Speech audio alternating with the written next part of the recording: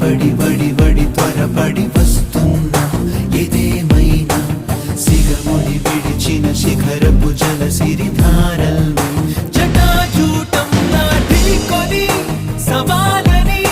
తెగించి నీ వైపు దూసుకొస్తున్న ఉద్యమ అసమ శౌర్య భావ యోగమ